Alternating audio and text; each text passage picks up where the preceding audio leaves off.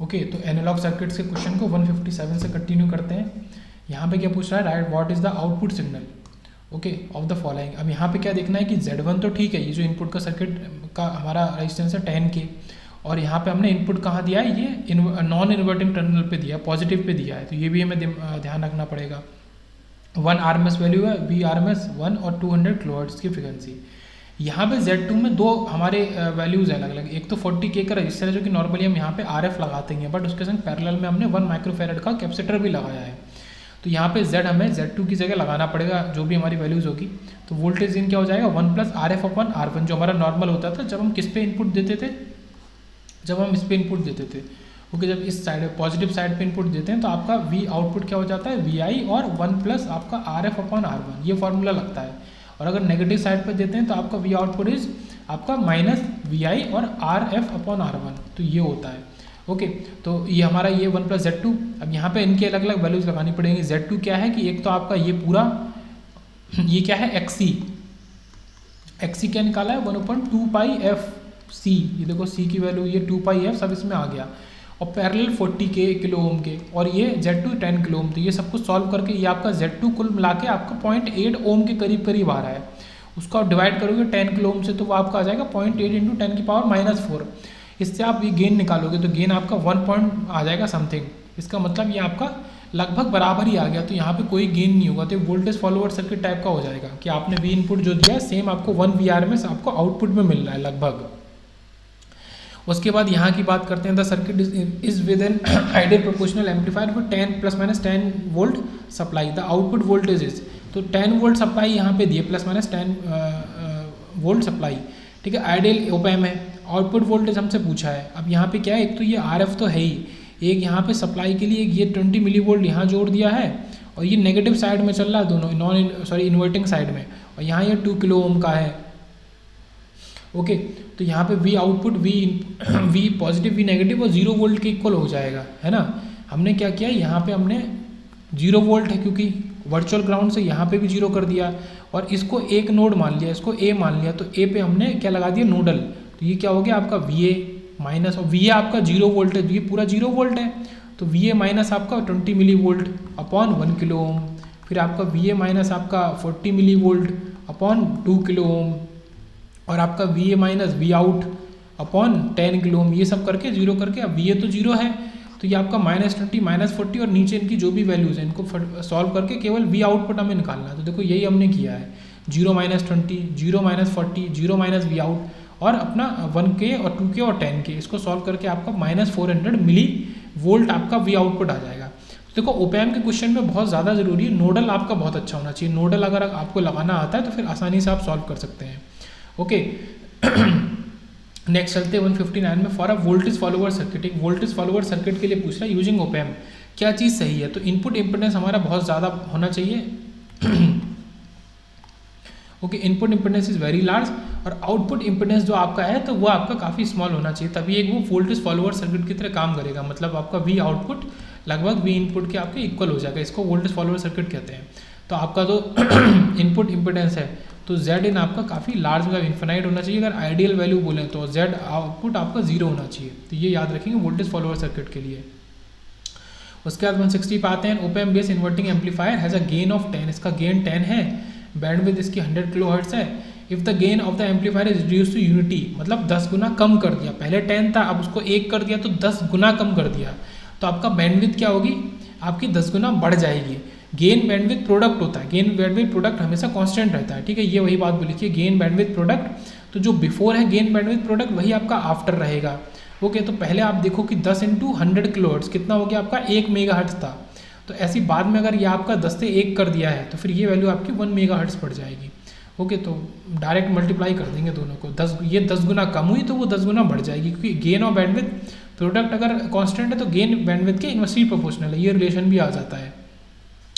उसके बाद voltage at the output of the circuit, इस सर्किट पे आपको आउटपुट पे वोल्टेज बताना है, तो ये आपका वोल्टेज डिवाइडर सर्किट है, एक तो यहाँ ये डिवाइड हो रहा है, और यहाँ पे कोई भी इनपुट सप्लाई दी नहीं है। मेन चीज़ क्या है कि ये ग्राउंड है, इसको इससे जोड़ा है, कोई सप्लाई नहीं है, तो दिखाएगा परिपथ का आउटपुट वोल्टेज 0 होगा, क्योंकि इनपुट पर कोई भी सप्लाई नहीं दी गई है, तो ये हमारा आउटपुट वोल्टेज 0 हो जाएगा, इसमें और कुछ भी नहीं होगा।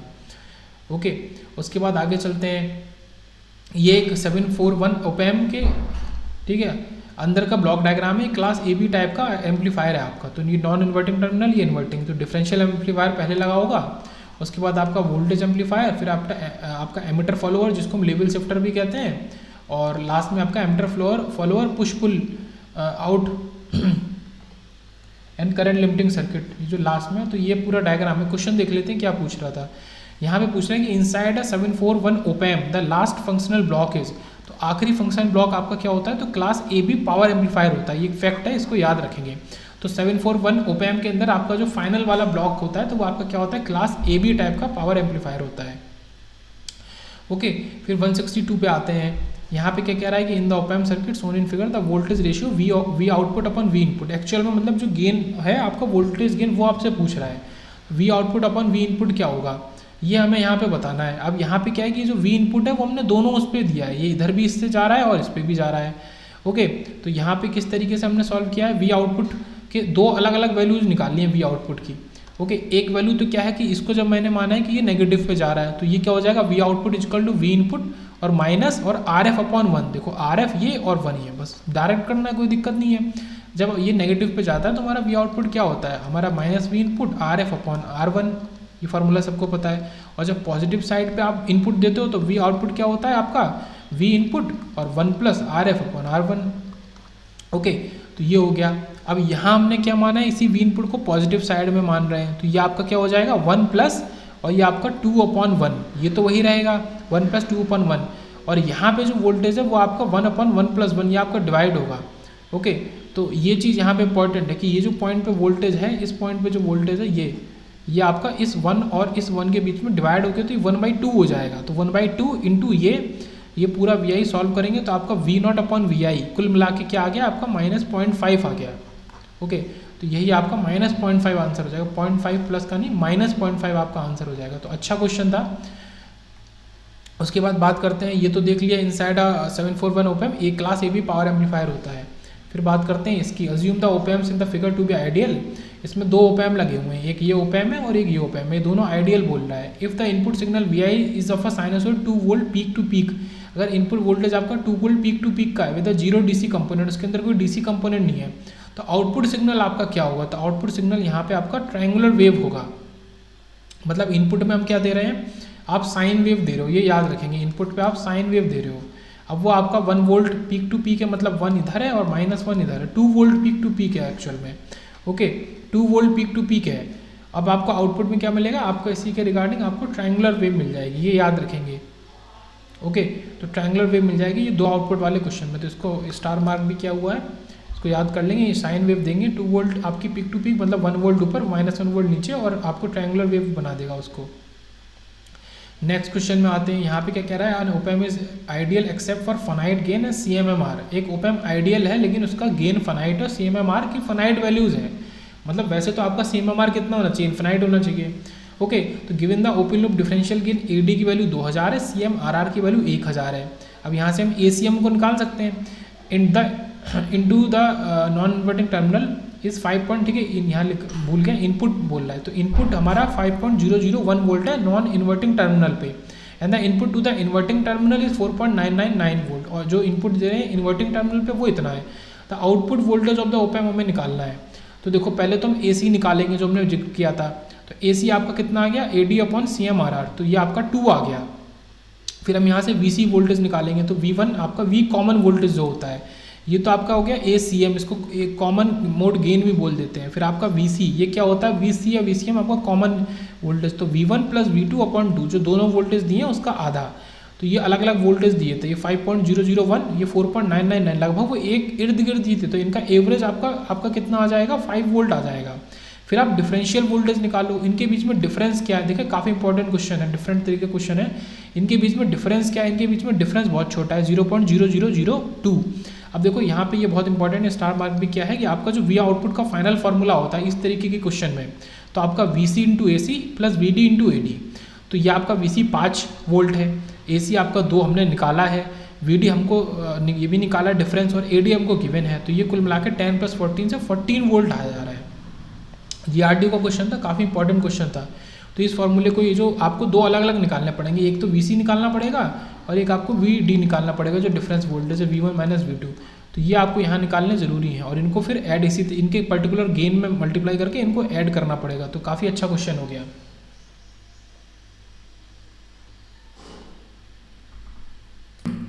फिर नेक्स्ट क्वेश्चन में देखते हैं यहाँ पे क्या कह रहा है कि assume the op amp in the circuit figure to be ideal, the value of the output V output सीधे पूछ रहा है।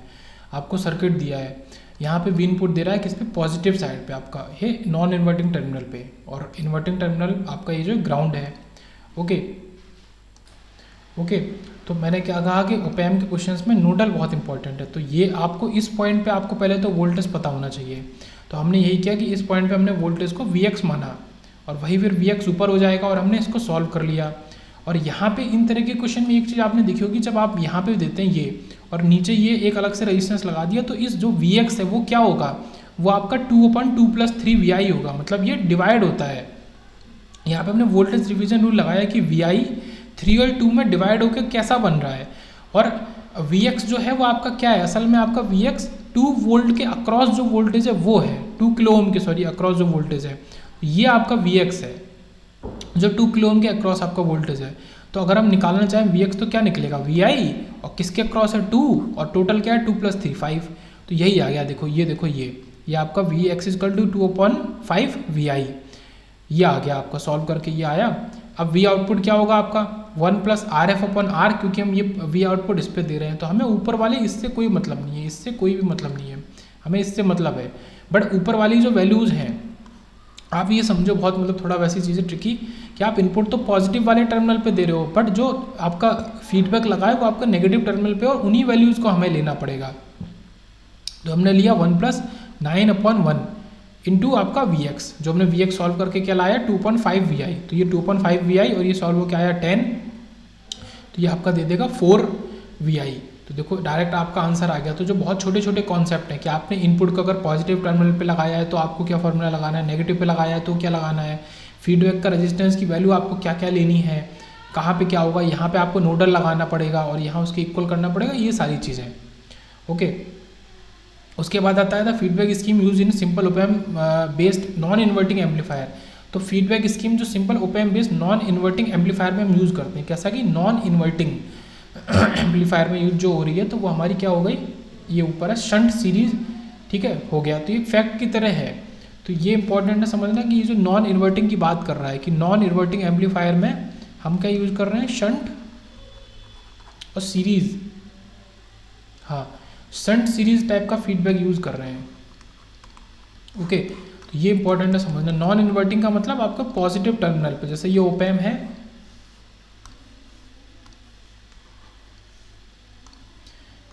जैसे ये ओपैम है तो इसका जो पॉजिटिव टर्मिनल है तो इस पे आप दे रहे हो इनपुट, फिर वी आउट निकाल लो, बाकी तो अपना सर्किट हो गया, इस पे आप कुछ वी इनपुट दे रहे हो। ओके, तो उसके हिसाब से शंट सीरीज आप याद रखेंगे। DRDO में क्वेश्चन पूछा 2009 में कि नॉन इन्वर्टिंग एम्पलीफायर की बात करें, आइडियल की आपका एक simple ओपैम based non inverting amplifier के अंदर फीडबैक स्कीम शंट सीरीज होगी। अब इस क्वेश्चन में क्या आ रहा है कि Thevenin equivalent of the above circuit. तो कभी आपसे, जैसे उत्तराखंड जेईई में पूछा, कभी आपसे ओपैम टाइप के सर्किट का थेवेनिन इक्विवेलेंट पूछे तो आप क्या बनाओगे, ये क्वेश्चन काफ़ी इंपॉर्टेंट है। तो आपका ये क्या होगा -Vs और R2/R1, मतलब कुल मिला के आपको थेवेनिन इक्विवेलेंट में यहाँ पे V आउटपुट की वैल्यू लगानी है। V आउटपुट की वैल्यू आपको पता है -V इनपुट और आपका RF/Ri, ये आपका V आउटपुट की वैल्यू है। अब आप मैच कर लो, यहाँ पे केवल Vs है गलत, यहाँ पे भी Vs है गलत। ओके, और इसके संग ये रेजिस्टेंस दे दिए, इनकी कोई ज़रूरत नहीं है, और यहाँ पे ये आपका है बट इनके संग रेजिस्टेंस की कोई ज़रूरत नहीं है। तो आपका जब VTH बनाएंगे तो उसमें VTH में रेजिस्टेंस नहीं होंगे, ये ध्यान रखेंगे, क्योंकि VTH अपने आप में जो V आउटपुट निकल के आ रहा है उसमें फॉर्मूले में रेजिस्टेंस इन्वॉल्व हो गए हैं। मतलब कुल मिला के बोला जाए तो ये एक आपका ब्लॉक, सर्किट का ब्लॉक है ऐसा, और आपको केवल ये आउटपुट साइड में, ये इनपुट यहाँ से दे रहे हैं, आउटपुट साइड में आपको केवल यहाँ पर ये बताना है। तो केवल आपका एक जो वोल्टेज सोर्स होगा ये, और उसमें आपका -Vs/R2 into R2/R1, -Vs into R2/R1 के इक्वल हो जाएगा आपका।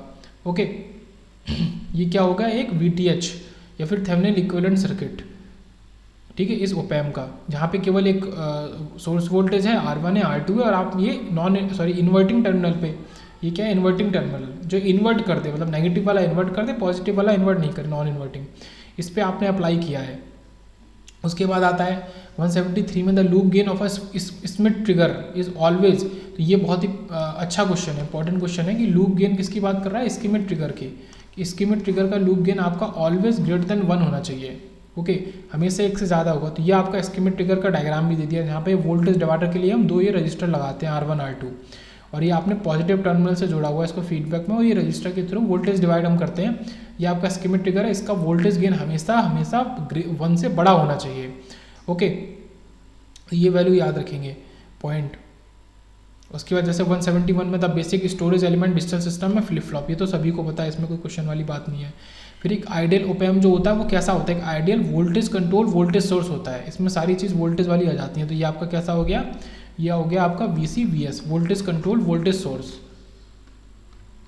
ओके, उसके बाद ये क्वेश्चन ऊपर छूट गया था 169, यहाँ पे बात कर रहे हैं operation amplifier as a differential gain आपका AD 100 है, कॉमन मोड गेन 0.02 CMMR निकालना है। ओके, तो CMMR निकालना है, लेकिन दिक्कत क्या है, CMMR यहाँ पे dB में दिया है, उसको dB में चेंज करना पड़ेगा। अगर आप डायरेक्ट भी निकालोगे तो भी आप निकाल सकते हो। आपका क्या हो गया, AD अपॉन 100 अपॉन आपका 0.10। इसको मैं यहाँ सॉल्व करता हूँ। ओके, यहाँ सॉल्व करता हूँ। तो AD आपका CMRR क्या होता है, AD अपॉन आपका ACM, ठीक है, AD अपॉन ACM।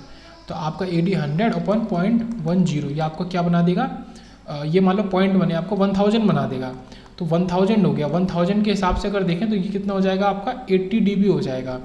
ओके, 0.10 दिया है, यहाँ गलत दे दिया क्वेश्चन में, ये सही वैल्यू है। ओके, ये गलत वैल्यू है 0.01। हाँ, तो इसके हिसाब से तो ये क्या हो गया, अब ये देखो आप dB का समझो, dB में चेंज करने के लिए आप 10 की पावर में कितना कर रहे हो, उसको जो भी वैल्यू आ रही है उसको आप 20 से मल्टीप्लाई कर दो, 20 × 3 आपको 60 dB दे देगा। मतलब 10 की पावर 3 आपका 60 dB, 10 की पावर 2 आपका 40 dB, 10 की पावर 4 आपका 80 dB।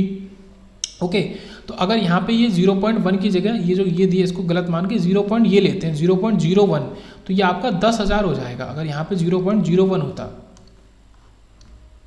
ओके, अगर यहाँ पे 0.01 होता तो ये आपका 10,000 हो जाता, मतलब 10 की पावर 4। तो 10 की पावर 4 का मतलब सीधे से क्या हो जाता है, 4 × 20 80 dB। तो डायरेक्ट देखो आंसर आ गया। बाकी ये कन्वर्जन का फॉर्मूला होता है कि 20 log बेस 10 और इसके अंदर आप वैल्यू लगाओ जो भी आपको निकालना है। मतलब पहले आप log बेस 10 से इसको निकालोगे, बाद में उसको 20 से मल्टीप्लाई कर दोगे। तो वही वाली बात मैं कह रहा हूँ कि 10 की पावर अगर 4 है, उस 4 को आप 20 से मल्टीप्लाई कर दो। तो ये देखो ये 20 से फाइनली हम मल्टीप्लाई करते हैं तो 80 dB आ गया। ये सारे क्वेश्चन हो गए। ओके, ये हो गया। उसके बाद ये क्वेश्चन आता है आइडियल ओपैम्प के पास क्या होता है, ये सीनियर असिस्टेंट इलेक्ट्रॉनिक्स में पूछा है कि आइडियल ओपैम्प के पास हैज़ द फॉलोइंग कैरेक्टरिस्टिक। तो आपका जो इनपुट इम्पीडेंस होता है वो इन्फिनाइट होता है, आपका गेन इन्फिनाइट होता है, केवल आर आउटपुट जो है आपका आउटपुट इम्पीडेंस वो आपका 0 के इक्वल होता है आइडियल ओपैम्प के लिए। यहाँ पे 174 में पूछा विच of the following is not a characteristic of ideal operational amplifier. कौन सी कैरेक्टरिस्टिक नहीं है, देखो बैंडविड्थ इसकी इन्फिनाइट होती है, कैरेक्टरिस्टिक है। गेन इसका ये -∞ या इन्फिनिटी होता है, ये कैरेक्टरिस्टिक है। और इनपुट रेजिस्टेंस इसका 0 होता है, ये इसकी कैरेक्टरिस्टिक नहीं है, ये गलत है। ओके, इनपुट रेजिस्टेंस अभी हमने दिखा इधर कि इनपुट रेजिस्टेंस वो हमारा इन्फिनाइट होता है। और perfect balance when V output equal to 0, ठीक है, परफेक्ट बैलेंस होता है एक ओपैम्प। वी आउटपुट में आपको 0 मिलेगा अगर V1 और V2 दोनों इक्वल हो जाए। ओके, जैसा कि हमने यहाँ पे ये एक तरीके का कंपेरेटर है, इसमें दोनों वैल्यूज अगर अपने इक्वल दे रहे हैं तो कंपेयर करके वो बताएगा कि दोनों इक्वल हैं, तो दोनों के आउटपुट वो 0 देगा अगर इक्वल वैल्यूज होंगी। तो यहाँ पे जो ये 4th प्रॉपर्टी थी ये गलत थी, क्योंकि वो हमने इधर देख लिया कि इनपुट इम्पीडेंस हमारा इन्फिनाइट होता है, गेन हमारा इन्फिनाइट होता है, CMRR इन्फिनाइट होता है, बैंडविड्थ हमारी इन्फिनाइट होती है, और आपका ये जो R आउटपुट है ये आपका 0 होता है। ओके, यहाँ पे फिर बात कर रहे हैं, ये आपका एक तरीके से क्या है, लो पास फिल्टर है। नेक्स्ट देखते हैं, यहाँ पे लो पास फिल्टर दिया है। लो पास फिल्टर कैसे बनाए, यहाँ पे जो रेजिस्टेंस है उसके संग पैरेलल में एक हमने कैपेसिटर लगा दिया। तो कैपेसिटर ध्यान रखेंगे RF मतलब फीडबैक वाले रेजिस्टेंस के पैरेलल में अगर कैपेसिटर लगाया तो लो पास फिल्टर है। तो ओपैम्प की मदद से हमने लो पास फिल्टर बनाया है having unity gain bandwidth of, ठीक है, यूनिटी गेन बैंडविड्थ यहाँ पे दिया है 1 मेगाहर्ट्ज गेन यूनिटी है। What is the bandwidth of this circuit, तो इस सर्किट की हमारी बैंडविड्थ क्या होगी पूरे सर्किट की। तो हमारा बैंडविड्थ अगर, क्योंकि लो पास फिल्टर है एक तरीके से, तो लो पास फिल्टर के केस में आपका बैंडविड्थ या फिर फ्रिक्वेंसी के आप जो पूछ रहे हैं तो 1/2πRC के इक्वल होगी। यहाँ पे हम लगा देंगे इसकी वैल्यू। तो ये आपका R, ये जो फीडबैक वाला है वो R10 के, और ये आपका 160 पिकोफैरेड C, इन दोनों की मदद से आपका ये दे देगा 100 किलोहर्ट्ज। तो ये आपका आंसर हो जाएगा। तो लो पास फिल्टर अगर आपने ऐसा बनाया है ओपैम के थ्रू या वैसे भी दिया तो आपका इस तरीके से उसकी फ्रीक्वेंसी या फिर बैंडविड्थ निकालेंगे हम। उसके बाद इस क्वेश्चन में दिया output of an op amp is 1 volt peak. एक ओपैम का आउटपुट 1 वोल्ट पीक है, उसका स्लीव रेट है 5 वोल्ट पर micro second. The maximum frequency of the input sinusoidal signal that can B reproduce. तो कितनी मैक्सिमम फ्रिक्वेंसी हमारा जो इनपुट का साइनसॉइडल सिग्नल है कितनी रिप्रोड्यूस कर सकता है वो हमें बताना है। ओके, आउटपुट साइड में कितनी फ्रिक्वेंसी दे सकता है वो हमें बताना है। ओके, तो स्लीव रेट हमारा होता है D V naught upon D T. मतलब जो आपका वी आउटपुट है उसका differentiation with respect to time, ये आपका स्लीव रेट होता है। वी ओ आपका है V M sine omega T. Okay, ये यहाँ पे दिया है 1 वोल्ट पीक वैल्यू और हमें साइनसॉइडल सिग्नल लेना है, तो ये आपने ले लिया। उसके बाद इसका डिफरेंशिएशन क्या है, तो वी एम इंटू ओमेगा और कॉस ओमेगा टी। ठीक है, ओमेगा आपका बाहर आ गया इसका जब साइन ओमेगा टी का डिफरेंशिएशन किया। तो कॉस ओमेगा टी की मैक्सिमम वैल्यू आपको पता है, कॉस ओमेगा टी हो साइन ओमेगा टी हो, मतलब कॉस थीटा साइन थीटा की -1 से 1 के बीच में रेंज होती है वैल्यूज़ की। तो मैक्सिमम 1 होगी तो इसको 1 कर दिया, तो ये टर्म ही चला गया हमारा, क्योंकि हमें मैक्सिमम वैल्यू लेनी है। ओके, तो वी एम इंटू ओमेगा बच गया। अब ओमेगा है 2πf, तो 2πf इंटू वी एम। और हमसे क्या पूछा है, फ्रिक्वेंसी पूछा। तो फ्रिक्वेंसी का एक बढ़िया सा फॉर्मूला निकल के आ गया आपका, slew rate max upon 2π/Vm। ये काफ़ी डिफरेंट फार्मूला है, किसका निकल के आया, फ्रिक्वेंसी के लिए फार्मूला निकल के आया हमारा। ओके, तो स्लीव रेट मैक्स आपका क्या दिया है 5 volt upon microsecond, 2π into Vm, ये आपका 1 वोल्ट दिया है। तो ये यहाँ पे लगा देंगे, तो 5 × 10⁶ अपॉन 2π ये आपको दे देगा 796 किलो हर्ट्ज़। ओके, तो इस तरीके से इसको सॉल्व किया, मतलब स्लीव रेट में आपने वी आउटपुट जो इक्वेशन है उसको डाला, उसको डिफरेंशिएट किया, उसको सॉल्व करके एक वैल्यू पे आपने बनाया, और फिर फ्रिक्वेंसी के लिए आपने क्या लगाया, स्लीव रेट मैक्सिमम और 2π/Vm। Vm आपको पता है और स्लीव रेट मैक्सिमम आपने निकाला है सॉल्व करके।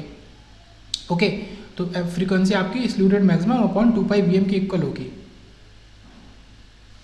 फिर नेक्स्ट देखते हैं यहाँ पे क्या कह रहा है, for the circuit given below the output voltage V O of the op amp circuit हमें बताना है। तो वीओ आउटपुट वोल्टेज जो है वो क्या होगा, जो इस रेजिस्टेंस के अक्रॉस है वो हमारा वी आउटपुट होगा। ओके, तो वो हमें निकालना है, ये कहें तो इस रेजिस्टेंस के अक्रॉस क्या होगा वो हमें निकालना है।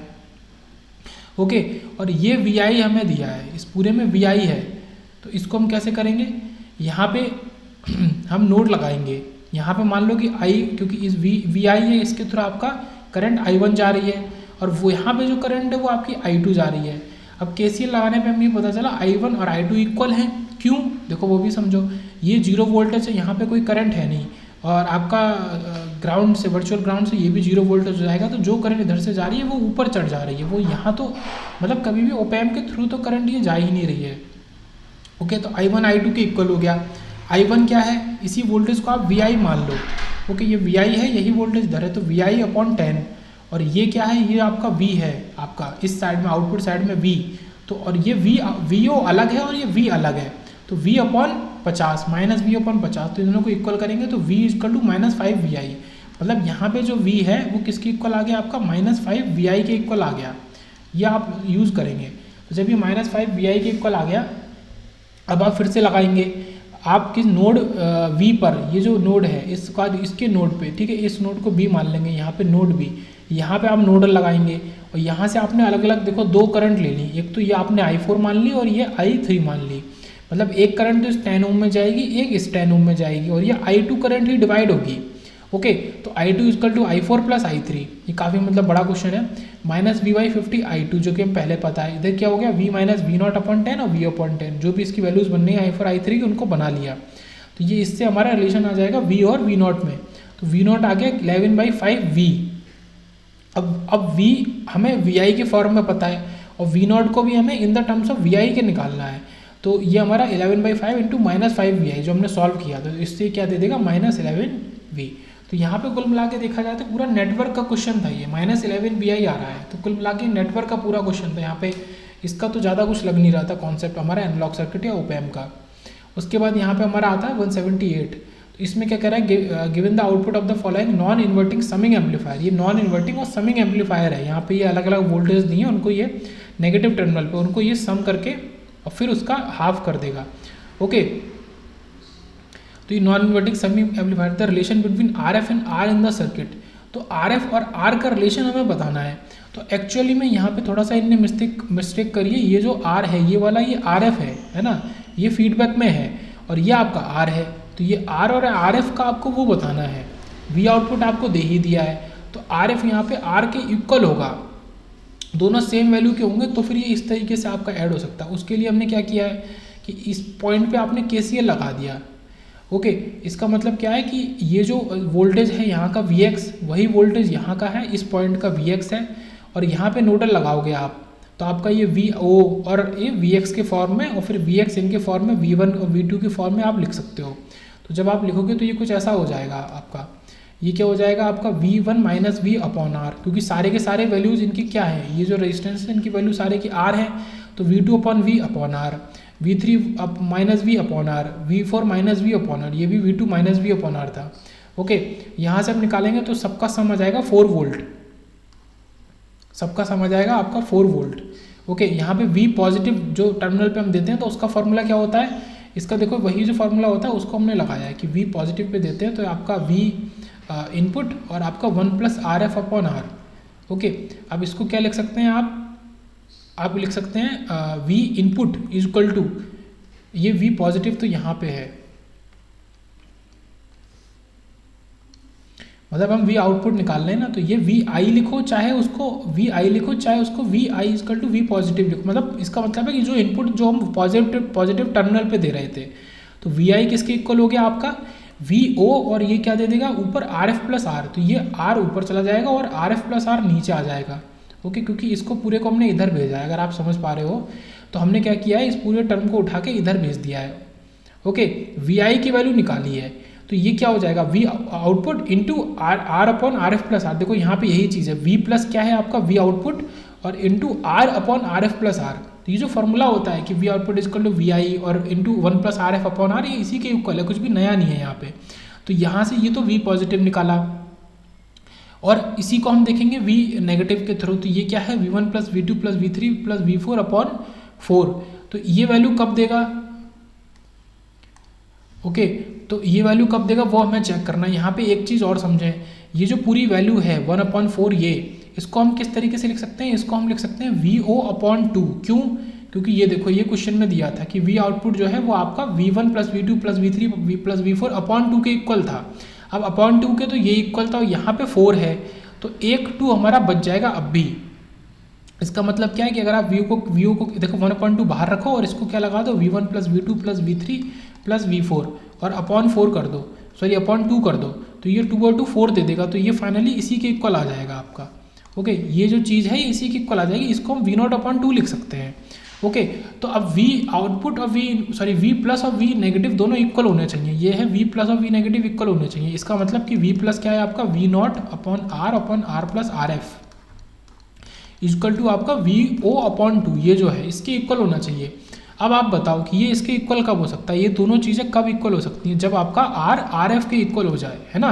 जब R RF के इक्वल हो जाएगा तो ये क्या हो जाएगा V0 R upon 2R, R से R कट गया तो V0 अपॉन 2 बच जाएगा। तो इन दोनों को इक्वल होने के लिए आपका जो RF है वो आपका R के इक्वल होना चाहिए। अब इसको इतना डिटेल में यहाँ पे डिस्कस किया, पर यहाँ पे जब क्वेश्चन आएगा तो डायरेक्ट लगा देंगे। ISR 2013 का क्वेश्चन है, तो यहाँ पे हमने क्या देखा, 4 अगर ये दिए समर के लिए आपको 4 अलग अलग इनपुट, और यहाँ पे आपसे रिलेशन पूछा है, ये RF और R के बीच में रिलेशन पूछा है, तो RF R के इक्वल अगर होगा तो तभी हमें ये आउटपुट मिलेगा। ठीक है, V1 plus V2 plus V3 plus V4 upon 4। Okay, देखो यहाँ पे ये 4 से डिवाइड हो रहा है आपको देखो, और यहाँ पे ये 2 है, तो इसी का वो 2 और 4 का बनाए रखने के लिए ये दोनों इक्वल वैल्यू होंगी। उसके बाद ये आपका पूरा सॉल्व हो के ये आ गया, ये तो बात पहले ही कर ली है। उसके बाद बात आते हैं 179 पे, द ओपैम कंपेरेटर सर्किट यूजेस। जो ओपैम का कंपेरेटर सर्किट होता है वो क्या यूज़ करता है, तो उसके अंदर कोई भी फीडबैक नहीं होता। आपने ओपैम कंपेरेटर सर्किट को कुछ इस तरीके से देखा होगा।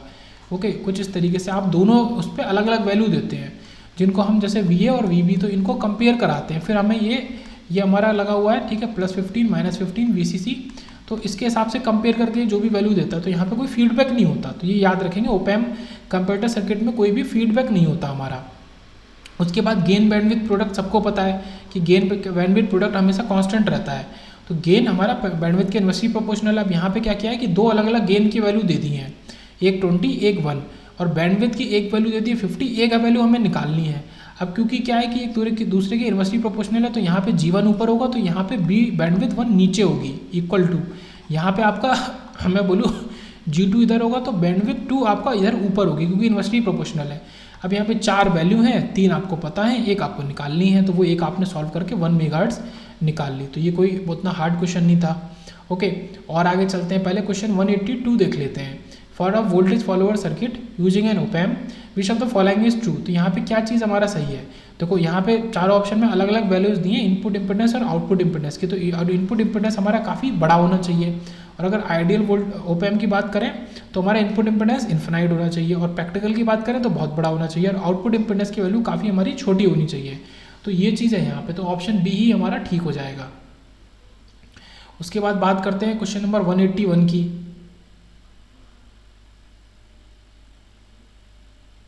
ओके, तो यहाँ पे क्या है? A difference amplifier has a difference mode gain of 100। इसी तरीके का एक क्वेश्चन ऊपर भी हम देख चुके हैं। ओके, डिफरेंस मोड गेन आपको दिया है 100 एंड ना कॉमन मोड रिजेक्शन रेशियो दिया है 1000। यहाँ से आप कॉमन VCM निकाल लेंगे। ओके, जो आपका वोल्टेज कॉमन मोड वोल्टेज है वो निकाल लेंगे, ठीक है, 100/1000 करके।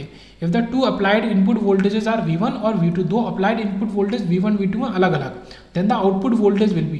तो यहाँ पे आउटपुट वोल्टेज निकालने का क्या तरीका हमने सीखा था? आउटपुट वोल्टेज आपका दो चीज़ों से मिलकर बना होगा, एक तो आपका जो V पॉजिटिव है, एक आपका V नेगेटिव है, और वहाँ पे अलग अलग हम सॉल्व करने का, एक तो आपका ये डायरेक्ट हो जाएगा माइनस ऑफ V नेगेटिव और RF/R1, और यहाँ पे 1 + RF/R1, ठीक है, जो फॉर्मूला लगता है V पॉजिटिव का। तो इस तरीके से होगा। तो आप ऑप्शन आपको दिए, आपको आंसर बताना है। ओके, और यहाँ पे यही बात करिए कि CMRR आपका AD/AC होता है या ACM, तो ACM आपका निकल जाएगा 0.1, जो कि हम इससे सॉल्व कर सकते हैं, ठीक है, 100/1000 से। तो देखो आंसर, देखो आंसर में ये आपके अलग अलग ऑप्शन दिए हैं, ये चारों ऑप्शन आपके हैं। ओके, तो एक में क्या है आपका V1 - V2। एक तो ये तरीका था जो V पॉजिटिव और V नेगेटिव के थ्रू आउट निकालना, जिसमें RF और R1 की वैल्यू को यूज़ करके निकालते थे। एक और तरीका था जहाँ पे हम एक तो डिफरेंस वोल्टेज निकालते हैं, अगर याद हो तो, ठीक है, ये डिफरेंस वोल्टेज है V1 - V2, केवल V1 - V2, और उसमें आप डिफरेंस गेन को मल्टीप्लाई करते हैं जो आपका 100 दिया है। दूसरा आप क्या कॉमन मोड वोल्टेज निकालते हैं, जो कि कैसा होता है V1 + V2/2। ये कॉमन मोड वोल्टेज है, इनका एवरेज V1 + V2/2, और इसमें आप कॉमन मोड गेन को ही मल्टीप्लाई करेंगे, बाकी किसी को मल्टीप्लाई नहीं करेंगे। तो आप डिफरेंस वोल्टेज में डिफरेंस गेन को मल्टीप्लाई कर दो, प्लस कॉमन मोड वोल्टेज में आप कॉमन मोड गेन को अप्लाई कर दो, और ये सॉल्व कर दो। तो आपका ऑप्शन ए यहाँ पे आपका आंसर होगा। तो ये काफ़ी ज़्यादा इंपॉर्टेंट है, इसको याद कर लेंगे, काफ़ी ज़्यादा इंपॉर्टेंट आपका फॉर्मूला है।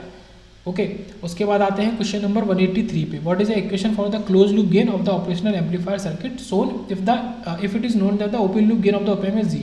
तो ये पूछ रहा है कि ओपन लूप गेन जो है वो आपका G दिया है। ओके, ओपन लूप गेन की जो बात है AOL, वो आपका केवल G दिया है। तो आपका क्लोज लूप गेन आपका क्या होगा वो हमें बताना है, और G के टर्म्स में बताना है। ये आपका एक नॉर्मल ओप-एम्प है जिसके अंदर भाई एक इनपुट है, नेगेटिव टर्मिनल पे दिया इन्वर्टिंग पे, एक R2 है, एक आपका R1 और RF एक ही बात होगी, फीडबैक रजिस्टर है, ये आपका आउटपुट है, सब कुछ कॉमन और नॉर्मल बात है।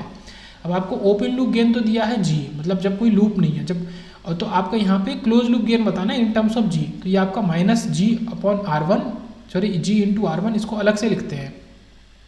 ये क्या हो गया आपका -G/R1 और अपॉन R1 प्लस और 1 + G/R2। तो ये आपको याद रखना है। तो -G/R1 और अपॉन R1 + 1 + G और R2। तो ये बिल्कुल जो भी है ये याद रखना है। अब गलत क्या है, जैसे इसमें नीचे आपका R2 प्लस कर दिया, तो R2 केवल इसमें मल्टीप्लाई होगा 1 + G में, ये याद रखेंगे। तो ये ऑप्शन B C इस वजह से गलत हो गए। और इसमें क्या है कि R2 ऊपर दे दिया ऑप्शन ए में, तो ये याद रखेंगे। क्या याद रखेंगे, ऊपर R1 है, यहाँ पे R1 अकेला है, और R2 के संग आपका 1 + G मल्टीप्लाई हो रहा है। तो ये आपका क्लोज लूप गेन हो गया in terms of open loop gain. Open loop gain है जो कि G। तो कभी कभी वैल्यू देके ओपन लूप गेन की और R1 और R2 की वैल्यू देके आपको डायरेक्ट पूछ लेता है क्लोज लूप गेन। तो उस तरीके के क्वेश्चन में आप ये लगाएंगे, ठीक है। ओपन लूप गेन G है तो ये हमारा ऐसे ऐसे वैल्यूज देगा।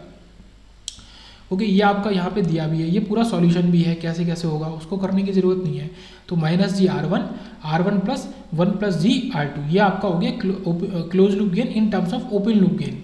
ये क्वेश्चन हो गया। उसके बाद आगे बढ़ते हैं। ये क्वेश्चन क्या कह रहा है, what is the typical value of output resistance, ठीक है, आउटपुट रेजिस्टेंस की एट रूम टेम्परेचर फॉर 741 ओप-एम्प। तो वो छोटा वैल्यू होता है, ये तो हमें पता है, पर टिपिकल कितनी वैल्यू होती है, तो 75 ओम आपकी वैल्यू होती है, ठीक है। 741 ओप-एम्प के अंदर का जो आउटपुट रेजिस्टेंस होता है, जो कि प्रैक्टिकल वैल्यू में स्मॉल होता है, और एक आइडियल वैल्यू में 0 होना चाहिए, पर 0 तो प्रैक्टिकल में नहीं होगा, तो उसकी वैल्यू कितनी 75 ओम होगी, ये याद रखेंगे। उसके बाद 187 देख लेते हैं कि for what purpose is an active load use in the collector of the difference amplifier of an op amp. तो एक डिफरेंशियल एम्पलीफायर के अंदर कलेक्टर का क्या यूज़ होता है, या एक्टिव लोड का कलेक्टर के अंदर क्या यूज़ होता है। तो एक्टिव लोड अगर कलेक्टर में हम यूज़ करते हैं तो उससे हमारा डिफरेंशियल गेन बढ़ता है, और डिफरेंशियल गेन हम चाहते भी हैं कि ज़्यादा से ज़्यादा हो। ओके, डिफरेंशियल गेन क्या है, ये तो डिफरेंशियल आपका वोल्टेज है कि A D into V two minus V one, और गेन क्या है आपका, ये R two upon R one, A D is equal to R two upon R one, ये डिफरेंशियल गेन है। तो डिफरेंशियल गेन को बढ़ाने के लिए, जो कि ओप एम्प के डिफरेंशियल एम्पलीफायर के अंदर हम कलेक्टर को यूज़ कर रहे होते हैं, उस कलेक्टर को एक्टिव लोड में हम यूज़ करते हैं। ओके, तो इससे हमारा डिफरेंशियल गेन बढ़ जाता है। 187 हो गया। फिर बात करते हैं, ये क्वेश्चन था, ये बहुत इंपॉर्टेंट क्वेश्चन है दोनों। ये ऊपर वाला क्वेश्चन था कि जो स्टैंडर्ड वैल्यू होती है आपके आउटपुट रेजिस्टेंस की 741 IC ओप एम्प की, तो 75 ओम होती है। इनपुट वैल्यू क्या होगी, इनपुट रेजिस्टेंस की स्टैंडर्ड वैल्यू आपकी क्या होगी 741 IC ओप एम्प की, तो वो आपका हो गया 10⁶ या 1 मेगा ओम बोल सकते हैं। तो काफ़ी ज़्यादा वैल्यू होती है। ओके, 1 to 4, ठीक है, ये तो एक रेंज दे दी है तो गलत हो जाएगा। 10⁵, 10⁵ नहीं, 10⁶ मेगा ओम, सॉरी ओम होगी, जिसको हम 1 मेगा ओम बोल सकते हैं। तो ये इनपुट और आउटपुट रेजिस्टेंस की वैल्यू है ओप एम्प की, एक मतलब प्रैक्टिकल वैल्यूज़। उसके बाद बात करते हैं पहले, और यहाँ पे अलग से भी लिख दिया, ओप एम्प 741 IC की आउटपुट वैल्यू आपकी 75 ओम और इनपुट आपका 10⁶ ओम। ओके, यहाँ पे हम बात करते हैं इसकी 188 की, for applications where measurement of the physical quantities involve. कभी अगर फिजिकल क्वांटिटीज़ का मेजरमेंट करना हो तो dash type of op amp is recommended, तो वहाँ पे कौन से तरीके का ओप एम्प आपको यूज़ करना चाहिए। तो एक इंस्ट्रूमेंटेशन एम्पलीफायर आपको वहाँ पे यूज़ करना चाहिए अगर आपको एक फिजिकल क्वांटिटी को मेजर करना है तो। ओके, तो कंपेरेटर नहीं, एक्टिव फिल्टर नहीं, बेसिक नॉन इन्वर्टिंग एम्पलीफायर नहीं, तो आपको इंस्ट्रूमेंटेशन एम्पलीफायर आपको यूज़ करना है। उसके बाद आते हैं 186 बचा है, हाँ 186 ही बचा है। अब यहाँ पे आते हैं फाइंड द गेन। गेन पूछ रहा है of the following op amp circuit provided the op amp has a finite open loop gain. तो इसका ओपन लूप गेन फाइनाइट है और गेन हमसे पूछ रहा है, मतलब क्लोज लूप गेन के टाइप का पूछ रहा होगा। ठीक है, एट ये ओपन लूप गेन दिया at 10⁴। It is also known that the following inverting op amp, ठीक है, circuit has feedback resistor 100 kilo ohm and the input resistor 1 kilo ohm with a gain of 100। तो एक तो ये अलग value दी थी कि find the gain of the following circuit op amp provided the op amp has an finite open loop gain, उसको 10⁴ बोला है। और आखिरी में क्या दिया है कि विद अ गेन ऑफ 100। यहाँ दो अलग अलग चीज़ें दी हैं, तो ये क्वेश्चन काफ़ी इंटरेस्टिंग है, इसको देखते हैं कि इसका सॉल्यूशन कैसे ठीक होगा। ये तो आपका R2 और R1 जो नॉर्मल केस में आपका होता है वो, ये आपका V इनपुट, ये V आउटपुट। V इनपुट हमने क्या दिया, इन्वर्टिंग टर्मिनल पे दिया है, तो हमारा गेन जो है वो आपका V आउटपुट अपन V इनपुट। तो V आउटपुट हम निकालेंगे तो वो क्या है आपका बीटा इंटू R और इंटू RF और अपन R+RF। मतलब यहाँ कह सकते हैं कि ये जो बीटा है और इंटू ये किसके R और RF के पैरेलल जो वैल्यू है उसके मल्टीप्लाई में है। ये जो बीटा है दोनों के पैरेलल वैल्यू के मल्टीप्लाई में है। ये बीटा वो है जो हमने आखिरी में दिया था, ये बीटा वो है। ओके, और यहाँ पे जो ये वैल्यू डाली है कि has a gain finite open loop gain at, ये आपका इससे कोई मतलब नहीं है 10⁴ से। तो ये जो आखिरी में 3 वैल्यू दिए हैं इन्हीं का इस्तेमाल करके हमें सॉल्व करना है, ये क्वेश्चन याद रखेंगे। ओके, देखिए यहाँ पे हमने क्या किया है कि V output is beta into ये क्या है, दोनों की पैरेलल वैल्यू। अगर R और RF का पैरेलल करेंगे तो कैसे सॉल्व करेंगे, R into RF upon R+RF। तो यही चीज़ हमने करी है, बीटा इंटू R और RF का पैरेलल, इसको सॉल्व किया। तो ये आपका ये इतना आ गया, नीचे 101 आ गया, ये सॉल्व होकर आपका 99 आ गया करीब। तो V आउटपुट आपका इतना आ गया। अब इनपुट आप एक स्टैंडर्ड वैल्यू ले लो कि V इनपुट 1 है, 1 के सामने ये 99 है, तो आपका जो गेन आ गया ये आपका टोटल गेन जो आ गया 99 आ गया यहाँ पे। ओके, तो ये याद रखेंगे, ये फॉर्मूला बहुत इंपॉर्टेंट है। ये V output is beta into RF और beta into R into RF upon R+RF। Okay, तो ये क्वेश्चन हो गया। उसके बाद और आगे चलते हैं, यहाँ पे बात कर रहे हैं for which of the following reasons DC level shifting is required in op amp. तो ओप एम्प के अंदर DC लेवल शिफ्टिंग की जरूरत क्यों पड़ती है, ये हमें बताना है किस रीजन की वजह से। Because of the multiple gain stage use in an op amp, क्योंकि एक ओप एम्प के अंदर मल्टीपल गेन स्टेज हमारी यूज होती हैं तो वहाँ पर जो DC लेवल होती है वो मतलब मिसमैच हो जाती है, तो उसको हमें शिफ्ट करके सही करना पड़ता है। ये देखो यहाँ पे काफ़ी सारी प्रथम डिफरेंशियल एम्पलीफायर है, पहला, दूसरा, फिर एमिटर फॉलोअर है अलग अलग। तो यहाँ पे फिर हमें डीसी लेवल शिफ्टर की ज़रूरत पड़ जाती है आउटपुट और इनके बीच में। तो यहाँ पे क्या समझ में आया कि अलग 1 2 3 अलग अलग multiple stage gain stage use हुई है ओपैम्प में, ठीक है। बाकी option for measuring input bias current नहीं, तो यूटिलाइज यूनिवर्सल फिल्टर नहीं, तो प्रोवाइड बफरिंग ऑप्शन नहीं, तो ये तीनों ऑप्शन आपके नहीं होंगे। तो because of multiple gain stage use in an amplifier, इसकी वजह से ऐसा होता है। उसके बाद आगे चलते हैं, यहाँ पे बात आ रही है विच of the following op-amp circuit will, ठीक है 191 पे, विल हैव मैक्सिमम बैंडविड्थ। तो मैक्सिमम बैंडविड्थ आपकी किस ओपैम्प सर्किट की होगी हमें ये बताना है। तो वोल्टेज फॉलोअर जो हमारा सर्किट होता है उसकी हमारी जो बैंडविड्थ होगी वो मैक्सिमम होगी। क्यों? क्योंकि देखो गेन बैंडविड्थ प्रोडक्ट हमारा कांस्टेंट होना चाहिए, मतलब कि बैंडविड्थ गेन के इन्वर्सली प्रोपोर्शनल है। और ये भी कह सकते हैं तो गेन जितना छोटा होगा उतना ही बैंडविड्थ हमारा बड़ा होगा। तो गेन छोटे से छोटा कितना हो सकता है कि अगर आप V output is equal to V input कर दो, अगर आप वी आउटपुट को वी इनपुट से छोटा करोगे वो तो फिर तो वो एम्पलीफायर थोड़ी रहेगा, वो तो अटीन्यूएटर बन जाएगा, है ना। कभी दिमाग में ये भी तो आता है कि मैं गेन को तो 0.1 कर दूँ तो बैंडविड्थ बहुत ज़्यादा बढ़ जाएगी, बट आप 1 से छोटा नहीं कर सकते। क्यों? क्योंकि फिर तो वो अटीन्यूएटर बन जाएगा और हमें अटीन्यूएटर नहीं बनाना है, हमें एम्पलीफायर ही बनाए रखना है। बट हम ये कर सकते हैं कि वी आउटपुट को वी इनपुट के इक्वल कर सकते हैं। तो वी आउटपुट को वी इनपुट के इक्वल करेंगे तो उसको वोल्टेज फॉलोअर सर्किट बोलेंगे, जो हम बोलते हैं, ठीक है, वोल्टेज फॉलोअर। तो वोल्टेज फॉलोअर सर्किट बोलने के लिए गेन को तो आप 1 कर दो, जब गेन 1 होगा तो बैंडविड्थ हमारी मैक्सिमम होगी, तो केवल वोल्टेज फॉलोअर केस में आपको मैक्सिमम बैंडविड्थ मिल सकती है। ये लॉजिक के संग हमने समझा। उसके बाद बात करते हैं आगे, पहले यही क्वेश्चन देख लेते हैं 190। विच of the following statement is true for a differentiator. एक डिफरेंशिएटर के लिए कौन सा स्टेटमेंट ट्रू है? एक डिफरेंशिएटर बनता कैसे है? आपको वी इनपुट के बाद में यहाँ पे कैपेसिटर देना पड़ेगा। ओके, आप इसको ऐसे भी लिख सकते थे कि ये आपका वी इनपुट है और यहाँ पे आपने कैपेसिटर दिया और ये ऐसे हो गया। ओके, ये ऐसे हो गया, ठीक है, जो नॉर्मल हम इस तरीके से सर्किट को बनाते हैं। अब इन्होंने इसी चीज़ को ऊपर उठा के बना दिया तो वो एक ही बात हो गई।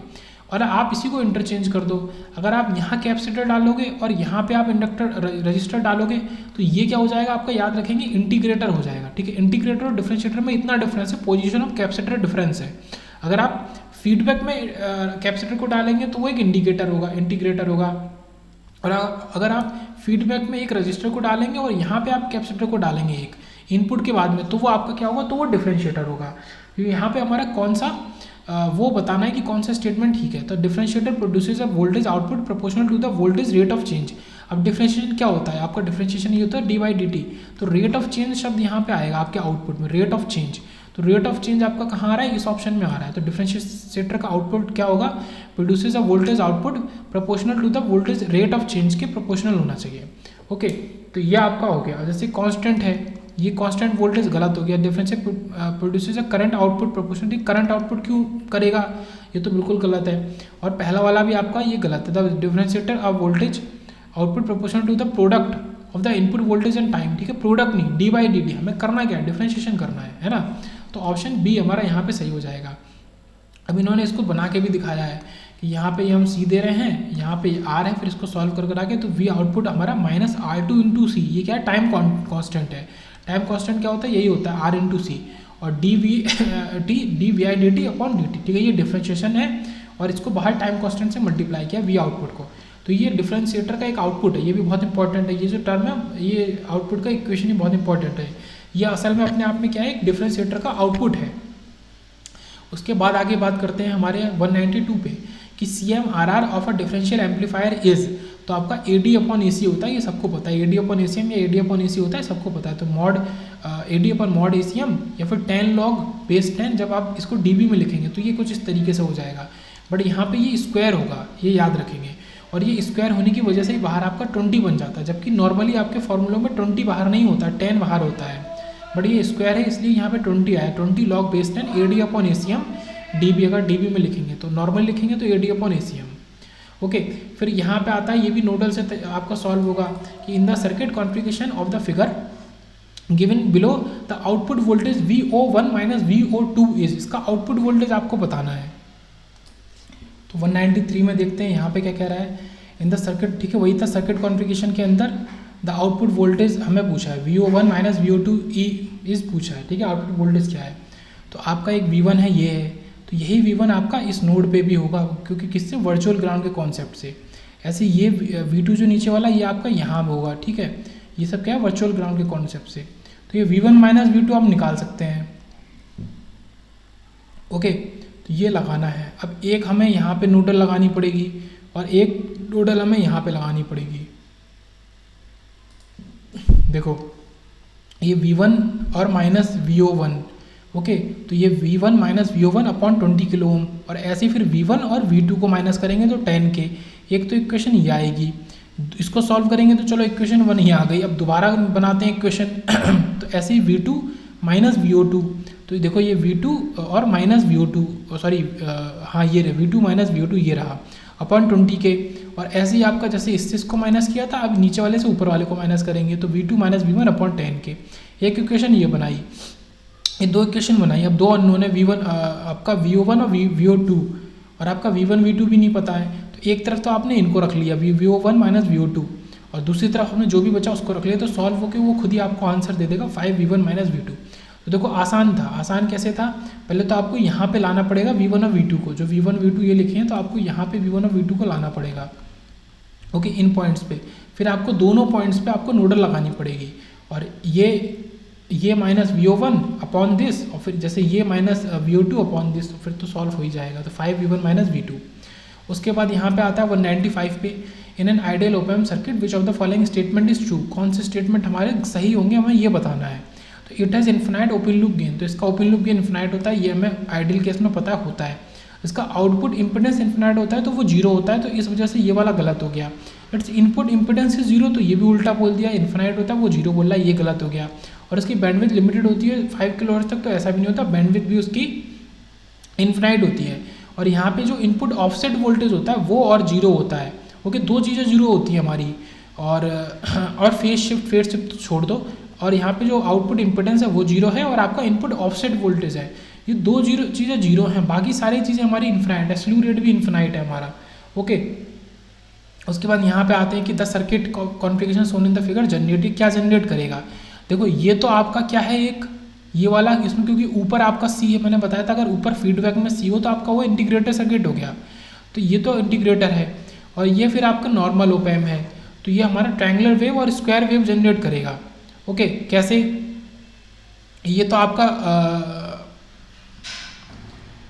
स्क्वायर को क्या कर देगा, स्क्वायर वेव अगर इनपुट में है, देखो अगर ये स्क्वायर जनरेट कर रहा है तो इसी का इनपुट इसमें जा रहा है, और ये उसको इंटीग्रेट कर रहा है तो ये इसको क्या भेज रहा है, ये ट्रायंगुलर भेज रहा है।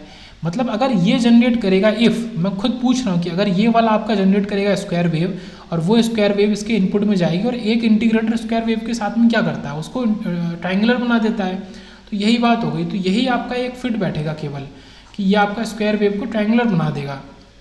तो ट्रायंगुलर वेव आपका इस जगह आउटपुट मिलनी चाहिए इसके बाद, और स्क्वायर वेव आपका यहाँ पे आउटपुट मिलनी चाहिए। बाकी में स्क्वायर और सॉटूथ गलत है, ट्रायंगुलर साइनसॉइडल के संग गलत है, ओके। अगर यहाँ साइनसॉइडल मिलेगा इस जगह, तो यहाँ के इनपुट में साइनसॉइडल भेजेगा, तो साइनसॉइडल का इनपुट सॉरी आपका इंटीग्रेट ट्रायंगुलर नहीं होता है, ओके। वो साइन का इंटीग्रेशन साइन ही टर्म ही रहता है, मतलब साइन का कॉस, कॉस का साइन, तो वो चीज़ नहीं होगी। तो इस जगह आपका ट्रायंगुलर आउटपुट होना चाहिए, इस जगह स्क्वायर, और जो इस जगह स्क्वायर आउटपुट है वही आपका यहाँ पे इनपुट में आना चाहिए। तो फिर से वो उसको क्योंकि इंटीग्रेटर है उसको ट्रायंगुलर बना देगा।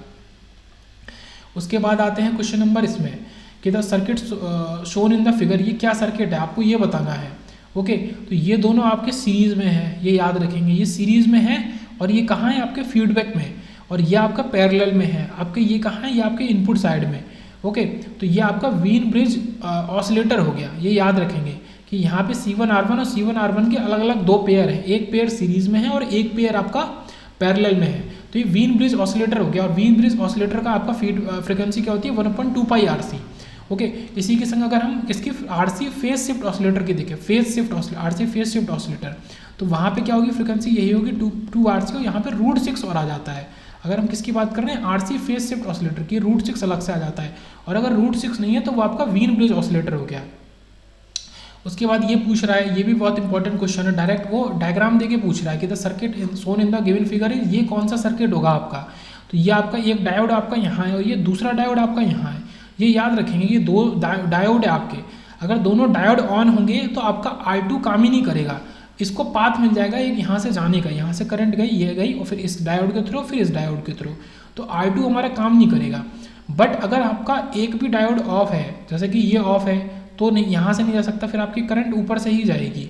और अगर ये डायोड ऑफ है तो यहाँ जाके रुक जाएगी। तो इस केस में क्या है कि आपका D1 D2 दोनों अगर ऑन हो गए तो आपका फिर R2 तब काम नहीं करेगा। तो ये आपका प्रिसीजन एम्पलीफायर का सर्किट है। ओके, तो दिमाग में रखेंगे कि प्रिसीजन एम्पलीफायर में आपके दो डायोड होते हैं, एक फीडबैक के अंदर छुपा होता है, एक उसके सीधे पाथ में होता है आउटपुट के। ओके, ये और ये प्रिसीजन एम्पलीफायर हो गया। फिर यहाँ पे बात आती है द आइडियल ओपैम डज नॉट है, उसके पास क्या नहीं होता है, आइडियल ओपैम के पास क्या नहीं होता है, तो इन्फिनाइट इनपुट रेजिस्टेंस होता है और आपका जीरो आउटपुट रेजिस्टेंस होता है। इसलिए फिर ये आ गया कि ये आपका नहीं होता है। इन्फिनाइट वोल्टेज गेन होता है, इन्फिनाइट बैंडविड्थ होती है। ये सारी चीज़ें हो गई। उसके बाद इस क्वेश्चन में आता है, ये भी एई का क्वेश्चन है 2016 का, कि in an ideal operation amplifier depicted in the figure the potential at node A, इस पे क्या पोटेंशियल होगा। तो ये तो बहुत ही ईजी क्वेश्चन था, जिसको वर्चुअल ग्राउंड का कॉन्सेप्ट नहीं पता है केवल वो इसको गलत करेगा। तो यहाँ पे वर्चुअल ग्राउंड की वजह से आपका यहाँ तो जीरो है ही, ठीक है, ये जीरो है, ग्राउंड लगा है तो आपका ऊपर भी जीरो वोल्टेज ही हो जाएगा। तो वर्चुअल ग्राउंड की वजह से आपका जीरो वोल्टेज हो जाएगा। ओके, उसके बाद क्वेश्चन पहले इधर के देख लेते हैं 202। ओके, तो 202 में क्या कह रहा है कि when the initial slope of the input sine wave is greater than the slew rate. तो यहाँ पे स्ल्यू रेट से कंपैरिजन किया जा रहा है कि जो हमारा स्ल्यू रेट है उससे हमारा इनिशियल स्लोप ज़्यादा है। इनपुट साइन वेव हमने दी, एक तो ये उन्होंने बताया है, मतलब एक पॉइंट है जो बता रहा है कि इनपुट में साइन वेव दी है और उसका जो स्लोप है साइन वेव का वो स्ल्यू रेट से ज़्यादा है। तो हमारा आउटपुट कैसा होगा, तो हमारा आउटपुट ट्रायंगुलर वेव शेप को अप्रोच करेगा। तो ये भी एक स्टैंडर्ड क्वेश्चन है। स्टैंडर्ड क्वेश्चन का मतलब कि एक फैक्ट टाइप का क्वेश्चन जो आपको सीधे से याद होना चाहिए, फैक्ट है जो आपको याद होना चाहिए। तो इनिशियल स्लोप अगर इनपुट साइन वेव का आपका ज़्यादा है स्ल्यू रेट से, तो आपका जो आउटपुट है वो अप्रोच करेगा ट्रायंगुलर वेव शेप में। फिर यहाँ पे आता है, ये क्वेश्चन भी बहुत इंपॉर्टेंट है कि एक डिफरेंशिएटर किसकी तरह एक्ट करता है। तो एक डिफरेंशिएटर हमारा हाई पास फिल्टर की तरह एक्ट करता है। तो डिफरेंशिएटर में क्या होता है कि यहाँ पे आपका इनपुट साइड में कैपेसिटर होता है, जो हमने डिस्कस भी किया है, और इंटीग्रेटर में आपका फीडबैक में कैपेसिटर होता है। तो इनपुट में कैपेसिटर है और ये आपका सी और आर, ये ऐसे मिलकर ये आपका एक हाई पास फिल्टर की तरह एक्ट करता है। तो ये याद रखेंगे कि अगर एक डिफरेंशिएटर की बात हो रही है तो एक डिफरेंशिएटर आपका जो है वो एक हाई पास फिल्टर की तरह एक्ट करता है ओपैम्प में। उसके बाद यहाँ पे स्ल्यू रेट की बात करी जा रही है। Slew rate is defined as, तो हमें पता है कि वोल्टेज को आपको डिफरेंशिएट करना है विद रिस्पेक्ट टू टाइम, और उसकी मैक्सिमम वैल्यू हमारा क्या होता है, स्ल्यू रेट होता है। Maximum rate of change of voltage with respect to time is slew rate. Okay, फिर यहाँ पे पूछ रहा था ओपैम्प सर्किट, ये कैसा सर्किट है। तो हमने यहाँ पे देखा कि ये जो डिफरेंशिएटर है ये एक हाई पास फिल्टर की तरह काम कर रहा है, जहाँ पे हमने इनपुट में कैपेसिटर को लगाया है और यहाँ पे हमने फीडबैक लूप में कैपेसिटर को लगाया, उसके संग एक पैरेलल में रजिस्टर भी लगा दिया, पर कैपेसिटर तो ओवरऑल फीडबैक में है। तो ये एक इंटीग्रेटर हो गया, और एक इंटीग्रेटर हमारा लो पास फिल्टर की तरह काम करता है उल्टा। एक डिफरेंशिएटर हाई पास फिल्टर की तरह, इंटीग्रेटर आपका लो पास फिल्टर की तरह। ये दोनों क्वेश्चन DMRC के क्वेश्चन है आपके। ओके, ये आपका लो पास फिल्टर की तरह काम करेगा। उसके बाद बीच में एक क्वेश्चन आपका बच गया है, वो क्वेश्चन है यहाँ पे पूछा 199 पे the input impedance of the op-amp. इसका इनपुट इम्पिडेंस पूछा है ओपैम्प का। तो इनपुट इम्पिडेंस फिगर को देख के आपको क्या बताना है, ये इनपुट इम्पिडेंस है, ये आपका फीडबैक है। तो इनपुट इम्पिडेंस सीधे से आपका 10K ओम हो गया, इसमें कुछ भी नहीं था। उसके बाद आगे चलते हैं, 204 हो गया है। 205 में कह रहा है एन आइडियल ओपैम्प ड्रॉज, एक आइडियल ओपैम्प कितनी करंट ड्रॉ करता है, तो जीरो करंट ड्रॉ करता है। ऐसा क्यों है, क्योंकि आपको पता है वर्चुअल ग्राउंड के कॉन्सेप्ट से अगर ये जीरो है तो इस जगह का वोल्टेज जीरो है और इस जगह का भी वोल्टेज जीरो है, तो ये तो अपने आप से कुछ भी करंट ड्रॉ कर ही नहीं रहा है। ओके, जो भी चीज़ जाती है इसके ऊपर फीडबैक पाथ से जाती है। ओके, तो एक आइडियल ओपैम्प हमेशा याद रखेंगे कि जीरो करंट को ड्रॉ करता है। उसके बाद नेक्स्ट देखते हैं, the large signal bandwidth of an op amp is limited by its. तो ये फैक्ट एक तरीके का कि लार्ज, ये फैक्ट है ओके, कि लार्ज सिग्नल बैंडविड्थ जो ओपैम्प की है वो किससे लिमिट होती है, तो वो आपका स्ल्यू रेट से लिमिट होती है। तो ये इंपॉर्टेंट क्वेश्चन है एक। Okay, large signal bandwidth op-amp की स्ल्यू रेट से लिमिट होती है, तो ये याद रखेंगे। उसके बाद क्वेश्चन नंबर में आते हैं,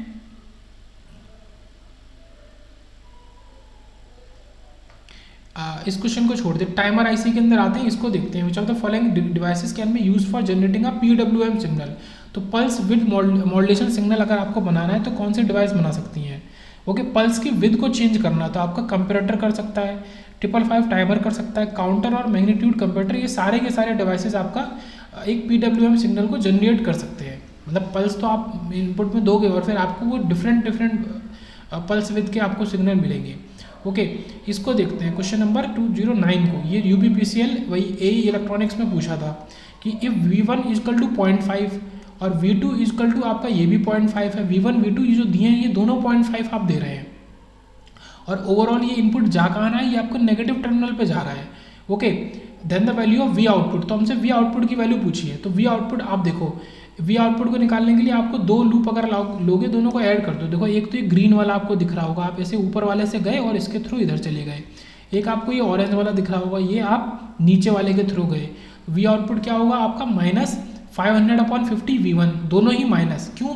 क्योंकि वी आउटपुट का फॉर्मूला सबको पता है, आपका माइनस ऑफ VI और इंटू RF/R1, ये आपका फीडबैक रेजिस्टेंस, ये आपका इनपुट। तो दोनों अलग अलग है, ये आपका इनपुट रेजिस्टेंस 10 किलो ओम है, ये आपका 50 किलो ओम है, इसके लिए V1 इनपुट है, इसके लिए V2 इनपुट है, दोनों अलग अलग है। तो उनको सॉल्व कर लेंगे तो आपका -30 वोल्ट दे देगा। ओके, लेकिन ओपैम्प की सैचुरेशन, ये बहुत इंपॉर्टेंट पॉइंट है, ये -30 वोल्ट तो दे रहा है, बट आपको ये भी चेक करना है कि ओपैम्प की सैचुरेशन लिमिट कितनी है। ये आपकी इस जगह लिखी होती है, ये जो आपका +15 और -15 लिखा है, असल में ओपैम्प की सैचुरेशन लिमिट लिखी है। तो सैचुरेशन लिमिट से ज़्यादा कभी वैल्यू ओपैम्प के आउटपुट में आपको नहीं मिलेगी, इसलिए आपको ऑप्शन में भी 30 वोल्ट या -30 तो कहीं लिखा ही नहीं है। तो आपका सैचुरेशन वोल्ट से ज़्यादा नहीं होगा। अब ये क्योंकि ये -30 वोल्ट नेगेटिव है, तो इसलिए -15 वोल्ट आपका आउटपुट हो जाएगा ओपैम्प का। ओके, फिर बात आती है रेगुलेटेड जीनर पावर सप्लाई की, जिसमें हम जीनर डायोड का यूज़ करते हैं। जहाँ भी रेगुलेटेड सप्लाई आ जाती है वहाँ पे जीनर डायोड आपका उसका जिक्र आ जाता है। ओके, यहाँ पे बात कर रहे हैं zener diode in the circuit shown in the figure has a knee current of 5 milliampere. तो इसके अंदर एक तो नी करंट होती है और and a maximum allowed power dissipation of 300 milliwatt. तो दो चीज़ें दी हैं, नी करंट दी है और maximum allowed power dissipation 300 milliwatt दिया है। तो what are the minimum and maximum load currents that can be drawn safely from the circuit keeping the output voltage at 6 volt. तो ये काफ़ी इंपॉर्टेंट क्वेश्चन है कि मिनिमम और मैक्सिमम लोड करंट हम कितनी रख सकते हैं, उसमें क्या क्या जरूरी चीज़ें हैं कि आउटपुट वोल्ट को हम वोल्टेज को हम 6 वोल्ट पे रखते हैं constant, keeping the output voltage V0 as 6।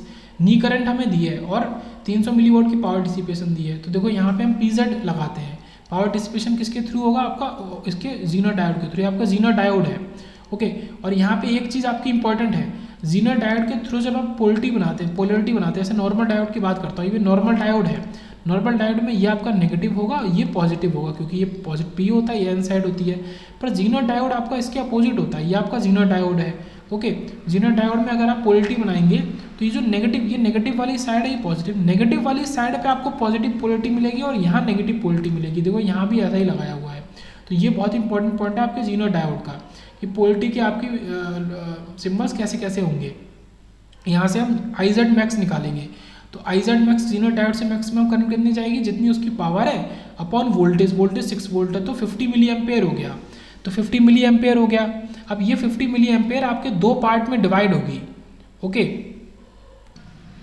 उसके पहले हम क्या करेंगे कि हम इसमें I की वैल्यू निकालेंगे, इसके थ्रू आउट लूप लगा के I की वैल्यू। तो I हमारा क्या है 9 वोल्ट, ठीक है, 9 वोल्ट कौन सा, ये, और माइनस इसका वोल्टेज 6 वोल्ट और अपॉन ये। तो केवल इतने में हमने लूप लगाया, कितने में, इतने में लूप लगाया है हमने, इसमें I निकाला है। तो I आपका 60 मिली एम्पेयर आ गया। अब एक्चुअल में आपका ये 50 नहीं है, 60 मिली एम्पेयर डिवाइड होगा दो अलग अलग करंट्स में, वही करंट की वैल्यू आपको निकालनी थी।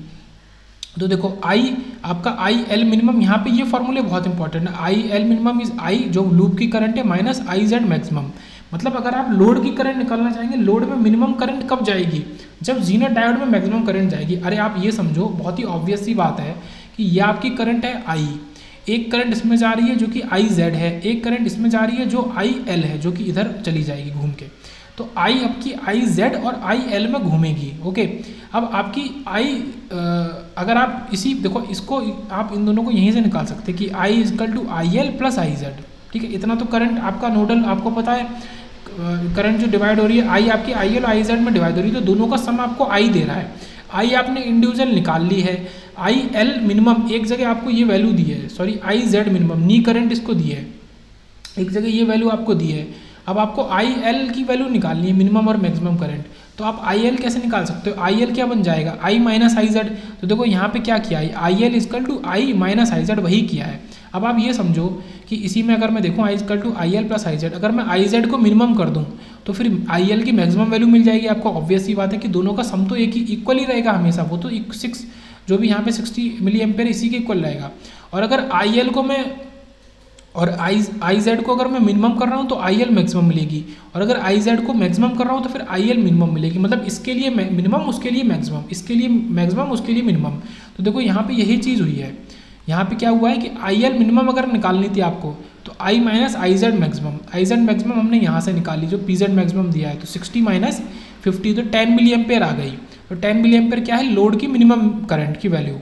फिर आपने क्या निकाला, आई जेड मिनिमम हमको दिया है यहाँ पे 5 मिली एम्पेयर, तो आपने इससे निकाला आई एल मैक्सिमम निकाला कि लोड में मैक्सिमम करंट कितनी जा सकती है, तो 60 माइनस 5 तो 55, तो ये 10 और 55 value I.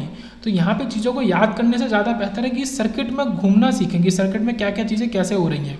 I Z current है तो कौन सी है, आई एल करंट है तो कौन सी है, ये मिनिमम है तो वो मैक्सिमम क्यों होगी, वो मिनिमम है तो ये मैक्सिमम क्यों होगी। तो ये आपके सारी चीज़ों के हिसाब से ये आपका 10 मिली एम्पेयर और 55 मिली एम्पेयर आपका आंसर आ गया इस क्वेश्चन का। ओके, एक तो पहले लास्ट के क्वेश्चन देख लेते हैं। पहले ये 216 देख लेते हैं कि यहाँ पे क्या बात है। ये आपका पूरा 555 टाइमर का आपका डायग्राम है और ये क्वेश्चन बहुत इंपॉर्टेंट है, बहुत ज़्यादा, और इससे आपको क्वेश्चन भी पूछे जाते हैं काफ़ी बार आपके इंजीनियरिंग सर्विसेज में। ओके, तो for the circuit in the figure if the value of the capacitor C is double, अगर सी कैपेसिटर सी जो ये है इसकी वैल्यू को दुगना कर दिया तो ड्यूटी साइकिल क्या होगी आपकी वेव फॉर्म की, ये पूछा है। ओके, तो आपकी वेव फॉर्म की ड्यूटी साइकिल क्या होगी। तो अगर आपने ड्यूटी साइकिल का फॉर्मूला आपको पहले पता होना चाहिए, तो ड्यूटी साइकिल आपका ये जो आर ए और आर बी है इनके टर्म्स में होता है, तो R A plus R B upon R A plus 2 R B, नीचे आपका 2 आ जाता है, ये याद रखेंगे, 2 बहुत इंपॉर्टेंट है, इंटू 100 तो परसेंटेज के लिए करते हैं, तो ऊपर R A plus R B नीचे R A plus 2 R B. अब यहाँ पे आप ये देखो कि ये सी पे तो डिपेंड ही नहीं कर रहा है, तो 555 टाइमर में मैं बोलूँ शॉर्ट में, तो आपका 555 टाइमर आपका कैपेसिटेंस की वैल्यू पे डिपेंड ही नहीं करता है, उसकी ड्यूटी साइकिल। तो जब उसकी ड्यूटी साइकिल डिपेंड नहीं करेगी तो आप सी में कुछ भी चेंज करो ड्यूटी साइकिल तो वही रहेगी, तो इसका सीधे से आंसर हो गया रिमेन्स कांस्टेंट। ओके, तो ये 555 टाइमर का एक क्वेश्चन था जो DRDO 2008 में पूछा था। उसके बाद पहले एक क्वेश्चन देख लेते हैं। यहाँ पे क्या बात कर रहा है, the output DC voltage produce by the regulator circuit Son in the figure will be, तो एक रेगुलेटर सर्किट है आपको, क्योंकि इसमें ये जीनो डायोड है तो रेगुलेटर सर्किट है, तो पूछ रहा है कि इसका आउटपुट डीसी वोल्टेज क्या होगा। ठीक है, assume silicon transistor with VBE, इसका वोल्टेज ठीक है बेस और एमिटर के बीच में 0.7 वोल्ट, तो इसका ये बेस है ये एमिटर है, तो इसके बीच का वोल्टेज उन्होंने कहा 0.7 को आप अज्यूम कर लो। तो आप ये देखो कि अगर इसके जो वोल्टेज से आप इसको घटा दोगे तो वो आपको ये V आउट मिल जाएगा। बहुत आसान है, आपको ये जो 6.7 वोल्ट है इससे आपको इसका जो वोल्टेज है, क्यों देखो आप यहाँ से चलो, इस पॉइंट से चलो और इस पॉइंट में आप लगा दो KVL, तो KVL लगाओगे तो ये तो पूरा वोल्टेज आपका V आउट है, ये तो V आउट है ही, और इस पाथ में आपको क्या क्या वोल्टेज मिलेंगे, एक वोल्टेज यहाँ से यहाँ के बीच में मिलेगा और एक वोल्टेज आपको ये मिल रहा है 6.7, तो बस ये 3 वोल्टेज से मिल गई तो आपका KVL हो जाएगा। फिर वापस आ जाओ तो यहाँ पे 6.7 माइनस 0.7 आपको दे देगा 6 वोल्ट। देखो इसका आसान आंसर हो गया 6 वोल्ट। क्वेश्चन देखने में हार्ड लग रहा था बट था नहीं। ओके, अब आते हैं इस क्वेश्चन पे 214 पे कि a zener diode when used in voltage stabilisation circuit, अगर जीनो डायोड को वोल्टेज स्टेबलाइजेशन सर्किट में हम यूज़ करते हैं तो उसकी बाइसिंग क्या नहीं होनी चाहिए, बाइसिंग कैसी होनी चाहिए, तो रिवर्स ब्रेकडाउन आपका रीजन में उसकी बाइसिंग होनी चाहिए, तभी वो मतलब कंडक्ट कर पाएगा। ठीक है, उल्टा होता है, जीनो ब्रेकडाउन आपका रिवर्स रीजन में कंडक्शन दिखाता है और नॉर्मल डायोड आपका जीनो डायोड आपका रिवर्स में दिखाता है, नॉर्मल डायोड आपका फॉरवर्ड में दिखाता है, तो सबको पता ही है। ओके, ये आपका डायग्राम भी है रिवर्स उसका, और इसमें एक आई मिनिमम वैल्यू है एक आई मैक्सिमम वैल्यू है। ओके, तो ये आपका क्वेश्चन हो गया। अब क्वेश्चन आपका कौन सा बचा है, ये पहला क्वेश्चन हो गया था, आपका बचा है 212 और 212 को तो सॉल्व कर सकते हैं बट थोड़ा लेंदी इसको नहीं करेंगे।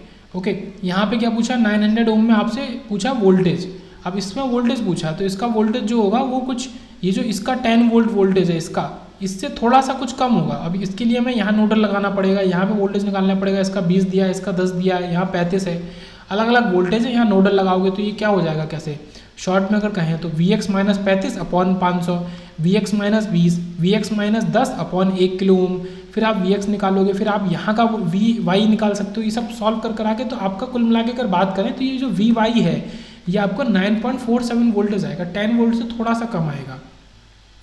ओके, तो फिर क्वेश्चन नंबर देखते हैं, क्वेश्चन नंबर इसको देखते हैं 213 को। यहाँ पे बात करिए कि आप voltage regulator having V reference, आपका 1.25 वोल्ट आपका V रेफरेंस है, needs to generate a 5 volt output, तो इसको 5 वोल्ट आउटपुट जनरेट करना होता है। ओके, इसको ये आपका है, ये V इनपुट है, ये आपको कुछ इस तरीके का सर्किट है और ये आपका V आउटपुट है। यहाँ पे वोल्टेज डिवाइड हो रहा है, आपका वोल्टेज डिवीजन हो रहा है, यहाँ पे V रेफरेंस इसके थ्रू वोल्टेज है। ओके, तो यहाँ पे वी रेफरेंस 1.25 वोल्ट है और जनरेटर 5 वोल्ट आउटपुट, उसको 5 वोल्ट का आउटपुट जनरेट करना। अज्यूम दैट वन ये फिर आई एडजेक्टिव या आई एड करके लिखा है, ये इज 100 माइक्रो एम्पेयर। ये जो आई इन ये है, इसके थ्रू जो आपका आई है वो 100 माइक्रो एम्पेयर है। R1 आपका 10 किलो ओम है, तो what should be the value of I2? तो I2 की वैल्यू आपकी क्या होनी चाहिए? R1 आपका 10 किलो ओम दे दिया, अलग अलग वैल्यूज़ दे दी हैं।